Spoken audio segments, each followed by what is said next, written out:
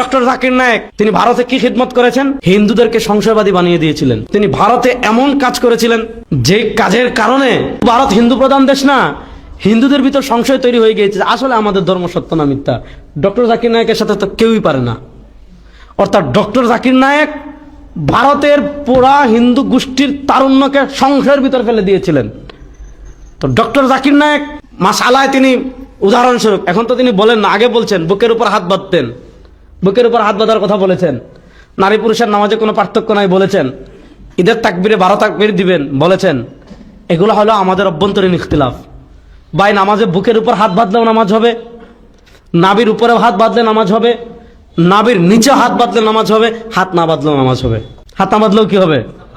আমিন জুড়ে বললেও নামাজ হবে, আসতে বললেও নামাজ হবে, না বললেও নামাজ হবে। এটা হলো আমাদের অভ্যন্তরীণ ইখতিলাফ, সুন্নাহর ভিন্নতার ইখতিলাফ। কিন্তু ডক্টর জাকির নায়েক তিনি ভারতে যখন ছিলেন, তিনি ছিলেন উম্মার প্রতিনিধি। তিনি উম্মার প্রশ্নে হিন্দুত্ববাদ, ইহুদিবাদ, খ্রিস্টবাদ এগুলোর মোকাবেলা করেছেন। এজন্য তিনি যখন উম্মার তর্জমানি করেছেন, ভারত তখন যখন তাকে বের করে দিয়েছে, আমরা সবাই তাকে সাপোর্ট করেছি। আল্লাহ এই মাজলুম দায়ীকে দীর্ঘ নেক কর্মমুখর হায়াত দান করেন, আমিন। আল্লাহ তাকে ইসলামের প্রশ্নে উম্মার চেতনা ধারণ করে আরো বেশি তার তুলনামূলক ধর্মতত্ত্বের উপর খিদমত করার তৌফিক দান করেন। আসসালামু আলাইকুম সম্মানিত দিনী ভাই ও বোন আমার, আশা করি ভালো আছেন, সুস্থ আছেন। সম্মানিত দিনী ভাই ও বোন আমার, আমরা শুরুতেই যে ভিডিও ক্লিপটা দেখলাম সেটা রেজাউল করিম আবরার ডক্টর জাকির নায়েক সম্পর্কে ভূয়সী প্রশংসা করলেন। শুকরিয়া, আলহামদুলিল্লাহ। সম্মানিত দিনী ভাই বোন আমার, মূলত এই ভিডিওকে ঘিরে আমার কোন রকম কোনো অভিযোগ নেই, তবে এই ভিডিওটা দেখে আমার পূর্বের কিছু কথা মনে পড়ে গেল, যার জন্যই আমি রিয়াকশন নেওয়ার জন্য আপনাদের সামনে উপস্থিত হয়েছি। একটু যদি বিষয়টা খুলে বলি, এই সেই রেজাউল করিম আবরার যিনি বেশ কয়েক বছর আগেও ডক্টর জাকির নায়েক সম্পর্কে অসংখ্য অগণিত মিথ্যে তথ্য দিয়েছেন। আমি এখন সেই ভিডিওগুলো সামনে নিয়ে এসে তাকে আর লজ্জা দিতে চাচ্ছি না, তবে যে কথাটা না বললেই নয় সেটা বলার জন্য উপস্থিত হয়েছি।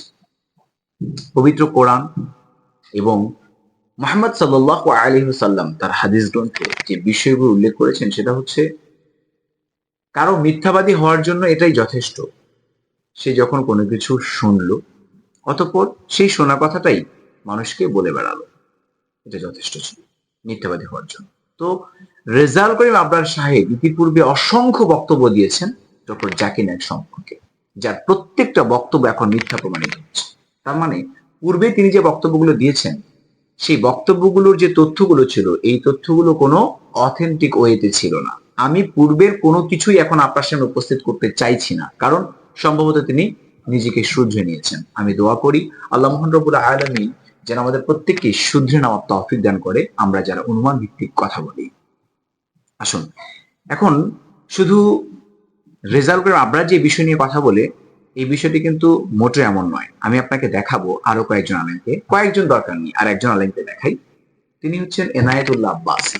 বেশ কিছুদিন আগে আমি কিন্তু একটা ভিডিও ক্লিপ তৈরি করেছি, যেটা সব শর্ট ভিডিও, যেখানে এনায়েতুল্লাহ আব্বাসী সাহেব বলছে ডক্টর জাকির নায়েক নাকি বলেছে যে পবিত্র কোরআনে 20টিরও বেশি ভুল রয়েছে। কি আছি ডক্টর জাকির নায়েক উইলিয়াম ক্যামেলের একটি প্রশ্নের উত্তরে তিনি সুন্দর করে জবাব দিচ্ছেন যে আপনি বললেন যে পবিত্র কোরআনে 20টিরও বেশি ভুল রয়েছে। তো এই বাক্যটার প্রথমে যে অংশটা ছিল আপনি বললেন যে, এই অংশটা কেটে দিয়ে এই অংশটা নেওয়া হয়েছে যে পবিত্র কোরআনে 20টির বেশি ভুল রয়েছে। অর্থাৎ কার্ড ভিডিও দেখে আমাদের এনায়েতুল্লাহ সাহেব তিনি বলছেন ডক্টর জাকির নায়েক থেকে বলেছে যে পবিত্র কোরআনে 20টির বেশি ভুল রয়েছে। সম্মানিত দিনী ভাই বোন আমার, কোন বিষয়ে আপনি দেখলেন জানলেন সে বিষয়ে যাচাই ভিত্তিক কথা না বলাই হচ্ছে মিথ্যাবাদীর শামিল। ইনায়েতুল্লাহ আব্বাসী সাহেব তিনি এত বড় একজন আলেম, এত বড় একজন দ্বীনের দায়ী, যাকে বাংলাদেশের অসংখ্য মানুষ ভালোবাসে। তিনি কোন একটা ফতোয়া দিলে যে ব্যাপারে হাজারো মানুষ সেই ফতোয়াটা মেনে চলে, তিনি কেমন করে এত বড় মিথ্যে তথ্য ছড়াতে পারেন? একটাবার ভেবে দেখেন। অথচ ডক্টর জাকির নায়েক এই টাইপের কোনো কথাই বলেননি, বরং তিনি বলেছেন যে পবিত্র কোরআন এত ঊর্ধ্বে, এত ঊর্ধ্বে, এত ঊর্ধ্বে যে কখনো কখনো কখনো কখনো এই ব্যাকরণ তাকে ছাড়িয়ে যায়। কি বুঝতে পারলেন? তার মানে তিনি কি বলতে চেয়েছেন যে পবিত্র কোরআনে ভুল হয়েছে? বরং সেই শর্ট ভিডিওতে আপনি দেখতে পারবেন ডক্টর জাকির নায়েক তিনি বলছেন যে কখনোই পবিত্র কোরআনে ভুল থাকতে পারে না। আমাদের এনায়েতুল আব্বাসী সাহেব সেই ভিডিও ক্লিপের ওই অংশটুকু দেখেই তিনি বলছেন যে ডক্টর জাকির নায়েক নাকি বলেছে যে পবিত্র কোরআনে ভুল রয়েছে। যাই হোক, তিনি এছাড়াও আরো অসংখ্য বক্তব্য দিয়েছেন, যেটা সবগুলো বক্তব্যই ডক্টর জাকির নায়েকের বিরুদ্ধে যায়। আসলে ধর্ম ব্যবসা বন্ধ হয়ে যাচ্ছিল। সম্মানিত দিনী ভাই বোন আমার, এই পর্যায়ে একটি কথা না বললেই নয়। আজকে যেমন রেজাল্ট করিম আব্রার সাহেব তিনি ফিরে এসেছেন। তিনি বুঝতে পারতেছেন যে পূর্বে সবকিছু ভুল ছিল, কিন্তু তিনি একবার স্বীকার করলেন না যে ইতিপূর্বে তিনি যে বক্তব্যগুলো দিয়েছেন সেই বক্তব্যগুলো একেবারেই ঠিক ছিল না। এই ভুল তিনি কিন্তু স্বীকারও করলেন। আচ্ছা, যাই হোক, এটা তার ইগো থেকে আসতে পারে। তবে আমরা তার জন্য দোয়া করবো, আল্লাহ যেন তার ভুল ত্রুটিগুলোকে ক্ষমা করে দিয়ে পবিত্র কোরআন এবং সহিহ হাদিসের আলোকে এবং জেনে বুঝে সতর্কতার সাথে কথা বলার তৌফিক দান করে। এটা তার জন্য দোয়া রইল। পাশাপাশি আমি দেশের নামধারী কিছু সুন্নিদেরকে নিয়ে কথা বলতে চাই। মাইন্ড ইট, নামধারী সুন্নি, যারা কেবল মুখে মুখে আশিকে রাসূল, কিন্তু কাজে কর্মে কোনো দিক থেকেই আশিকে রাসূল নয়। কেবলমাত্র 12 রবিউল আউয়াল আসলে তারা মিছিল করে, হ্যাঁ, জিলাপি খায়, সিন্নি খায়, এগুলা হচ্ছে তাদের আশিক রাসূলের নাকি পরিচয়।